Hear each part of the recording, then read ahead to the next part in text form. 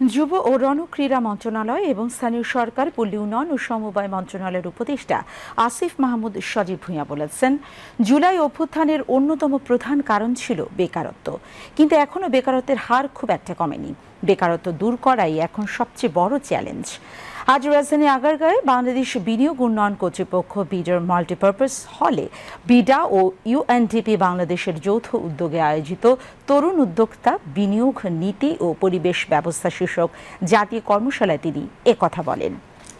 BIDA নির্বাহী chairman Chowdhury Ashiq Mahmud বিন হারুনের সভাপতিত্বে কর্মশালায় অন্যান্যদের মধ্যে প্রধান উপদেষ্টা ডাক, টেলিযোগাযোগ ও তথ্য প্রযুক্তি বিষয়ক বিশেষ সহকারী ফয়েজ আহমেদ তৈয়ব, ইউএনডিপি বাংলাদেশের আবাসিক প্রতিনিধি সোনালী দয়ারত্নে বক্তব্য রাখেন।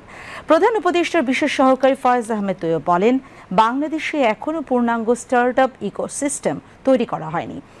এই সিস্টেম চালু করার চেষ্টা চলছে, স্কুল পর্যায় থেকেই শুরু করতে হবে।